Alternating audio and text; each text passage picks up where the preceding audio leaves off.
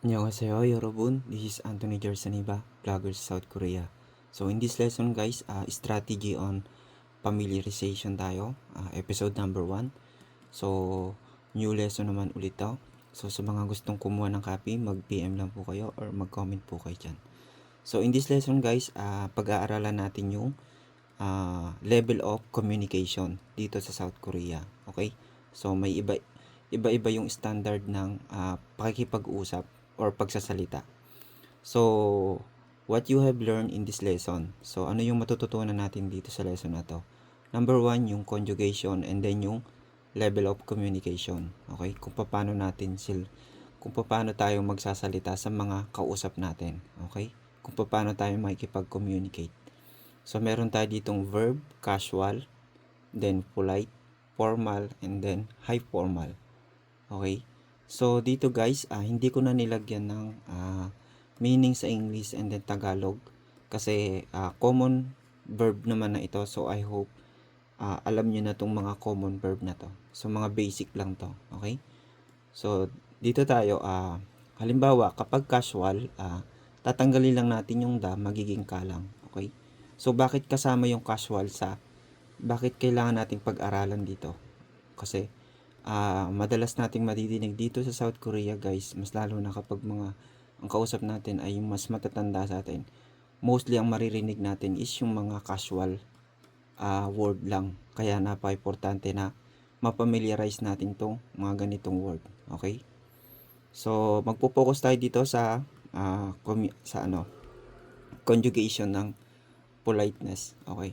Tawag dito guys ay honorific. May mga honorific. Okay? So, yan, kada, tatanggalin natin yung ka, ay yung da, magiging ka lang siya. Kapag polite, ang pag polite naman, present tense, future, and past tense. So, kayo, kalkuyo, and then kasoyo. Okay? So, lahat ng nagtatapos sa'yo ay polite level. Okay? Then, sa formal ay, ang gagamitin natin ay yung pinida, at saka yung sumnida. Okay? Yung piyop nida. Okay, and then yung high formal is yung gamit natin yung she. Okay? Yung she guys, sa mga nakaraan kong video na sinare ko sa inyo, pwede nyo pong panoodin yung balikan nyo lang po dun sa video ko sa page. Okay, kung paano siya gamitin. Okay? So yan, kapag formal, kamnida. Kapag high formal is kapshida or kaseo. Okay? So plain formal to guys, kashimnida. Itong kamnida, plain formal. Kapag naman nagtatanong ka, halimbawa yung kaseo ay lalagyan mo lang ng question mark. Okay? Pwede rin naman siyang plain formal, tuldok lang siya. Okay? So mostly guys, ang ginagamit ng native Korean ay itong kaseo. Okay? Hindi itong kasimnida. Okay? I hope malinis yun, malino yung guys. Number 2 is yung oda, wayo, ulkeyo, and then wasoyo. Umnida kapag formal, oshimnida or oseo. Kapag yung anyong hada, to anyong or anyonghe, anyongheyo, anyong hamnida, anyong hashimnida, or anyong haseyo. Ito yung pinaka-common na ginagamit natin, yung anyong haseyo. Okay? So, number 4, mokta, mogo, mogoyo. So, nagkulang tayo guys. Wait lang, hindi ko nadagdagan, na-miss ko to. Yan, lalagyan natin siya ng mogoyo. Okay, mogoyo, mogul koyo, tapos mogosoyo. So, sa formal ay moksumnida. At pag naman high formal is mokshimnida or moguseyo. Number 5 is mashida, masyo, masyoyo, mashil koyo, masyoyo kapag polite. Mashimnida, mashineo or duseyo.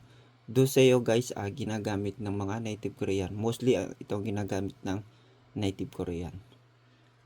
And then number 6, puda, bayo, abwa, bayo, bulkuyeyo, tapos basoyo. Kapag formal, pumnida. Kapag high formal, bushimnida or buseyo. Kapag naman irada, ire or ireyo kapag polite, ihalkuyeyo, iral koyeyo, ires어요. And then kapag formal, i랍니다. kapag high formal, irashimnida or iraseo. And then number 8, yung itta, o tatanggalin natin yung ta, iso, okay, isoyo or isol kuyeyo, isos어요. kapag high formal, isumnida. kapag high formal, isusimnida or isuseyo. kapag naman ito naman number 9, opta, opso. Okay, madalas natin madinig dito yan. Opsoyo kapag polite. And then opsul kuyeyo. Okay, opsul kuyeyo, opsossoyo. So polite din siya.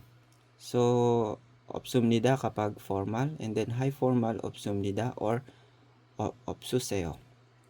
And then number 10 yung duida, due, or kapag polite, dueyo, duel koyeyo, and then duesoyo. Kapag formal ay duimnida, kapag high formal, duisimnida or duesoyo. Kapag number 11, hada, he, kapag casual, kapag naman polite, heyo, halkoyeyo, or hesoyo.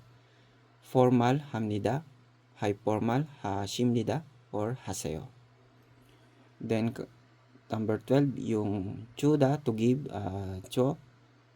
choyo, chulkoyeyo, and then chosoyo.